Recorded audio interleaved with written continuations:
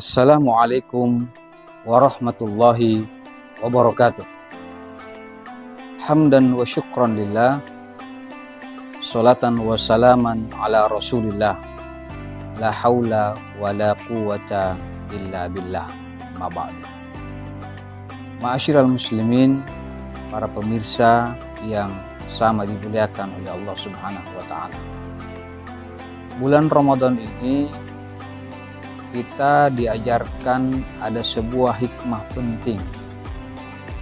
Hikmah itu adalah sifat qanaah, merasa cukup atas nikmat yang Allah berikan dan tidak merasa iri kepada nikmat orang lain.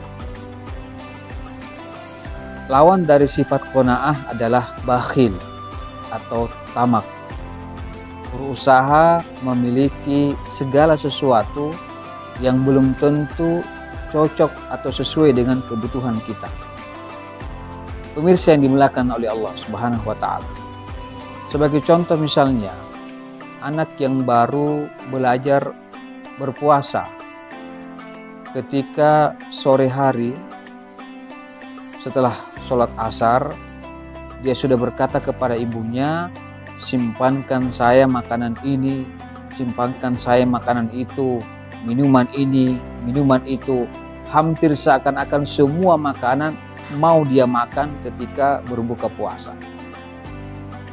Namun apa yang terjadi? Ketika buka puasa sudah masuk, baru saja dia meminum 1 gelas air dan 3 kurma, seakan-akan semua makanan yang mau dia santap sore harinya, makanan ini, makanan itu, minuman ini, minuman itu, seakan-akan sudah tidak ada lagi hasratnya, tidak ada lagi keinginannya. Kenapa demikian?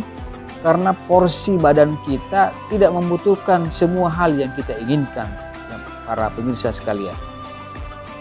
Ini sifat qanaah, ya, yang menyebabkan kita untuk merasa cukup atas apa yang seharusnya kita dapatkan. Pemirsa yang dimuliakan oleh Allah, baru-baru ini viral mungkin di media sosial bahwasanya ada sebuah korupsi, mega korupsi tepatnya, yang terjadi di Pertamina, bahkan memecahkan rekor korupsi yang pernah ada, yakni korupsi timah sebesar 380 triliun. Nilai korupsi Pertamina ini sampai 1 kuadrium, 1000 triliun dalam tren sewaktu kurang lebih 6 tahun.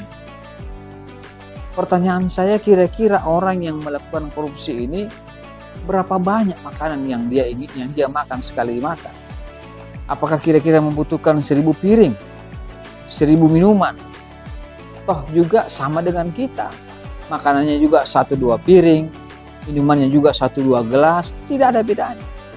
Tapi kenapa bisa ada orang yang sampai bakhil, tamak, rakus seperti itu, yang tentu merugikan banyak orang dengan korupsi 1000 triliun, 1 kuadrium? Tentu jawabannya adalah sifat tamak atau bakhil yang dimiliki orang tersebut. Padahal menurut informasi, orang yang atau direktur, salah satu direktur cabang Pertamina ini yang korupsi, itu gajinya per bulan 1,8 miliar. Kurang apa coba kira-kira? Saya berikan perbandingan, ya. Nilai 300 triliun itu tidak usahlah sampai 1000 triliun. 300 triliun itu kalau uang 100.000 kita tumpuk ke atas, itu tingginya 300 km. Kalau 300 km antara Makassar sampai ke Palopo, Masamba, para pemirsa sekalian, banyak sekali. Kenapa bisa demikian? Sifat bakhil yang ada dalam diri seseorang dan tidak merasa qanaah. Padahal Rasulullah SAW adalah teladan yang terbaik. Beliau bersama dengan para sahabat memberikan contoh bagaimana hidup itu yang sebenarnya. Suatu waktu dalam riwayat, seorang sahabat dari luar Madinah datang menemui Rasul di Masjid Nabawi. Dalam keadaan pakaiannya compang-camping, keadaannya gemetar karena kelaparan. Menghadap kepada Rasul yang waktu itu ada sahabat, berkata kepada Rasulullah, "Wahai Rasulullah, ada makanan yang bisa kami makan untuk hari ini? Saya kelaparan. Maka Rasul mengatakan, tunggu, saya tanya ke rumah dulu, karena rumah beliau di sebelah masjid. Bertanya kepada istri beliau, adakah makanan yang bisa kita berikan untuk saudara kita? Jawaban istrinya, tidak ada makanan. Beralih kepada istrinya yang lain, jawabannya sama, tidak ada makanan. Istrinya yang ketiga, yang keempat, sampai semua istri-istri Nabi ya, ditanya, ternyata hari itu tidak ada makanan. Maka beliau kemudian kembali kepada sahabat yang masih ada di masjid, bertanya kepada di antara mereka, adakah di antara Anda semua yang bisa memberikan makanan untuk saudara kita ini? Maka salah seorang sahabat mengatakan, saya Rasul, saya bawa ke rumah. Maka orang itu kemudian membawa ke rumahnya. Sampai di rumahnya bertanya kepada istrinya, wahai istriku, saya tadi telah berkata kepada Rasul akan memberi jamuan kepada tamu kita ini, tolong disiapkan. Kata istrinya, innalillah, makanan kita hari ini cukup untuk anak kita saja, setengah potong roti. Tidak cukup untuk kita bertiga, cuma untuk anak kita. Tapi karena suaminya ini orang yang kemudian orang yang bijak, dia katakan begini saja, tidurkan anak kita, berikan makanan itu kepada tamu kita ini. Untuk saya cukup matikan lampu sehingga saya tidak kelihatan, tidak ada makanan. Maka mereka berada dalam meja yang sama, sambil berpura-pura makan, tuan rumah mengajak bicara kepada tamunya ini yang tidak diketahui bahwa oleh tamu bahwa tamunya tidak ikut makan, cuma piring yang kosong.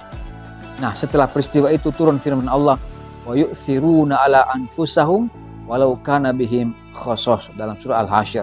Mereka mengutamakan diri mereka sendiri walaupun mereka juga kesulitan dan membutuhkannya. Sekalian, begitulah kehidupan para sahabat, termasuk Rasulullah Muhammad SAW. Islam mengajarkan kepada kita untuk tidak merasa tamak. Sekarang ini banyak keadaan saudara kita yang kesulitan. Sebenarnya persoalannya bukan karena kesulitan sumber daya alam, bukan karena kemiskinan, tetapi tidak adilnya dalam distribusi sumber kekayaan alam. Bayangkan 99% kekayaan dalam negeri itu dikuasai hanya oleh 1% kurang lebih orang kaya. Makanya Allah mengatakan dalam Al-Quran, kaila yakula dulatan bainal agniya minkum, supaya harta itu tidak beredar di kalangan orang-orang kaya saja. Mudah-mudahan Ramadan ini adalah Ramadan terakhir tanpa tegaknya khilafah, dan insya Allah ketika khilafah kembali tegakkan, maka distribusi kekayaan kepada semua manusia bisa merata adanya.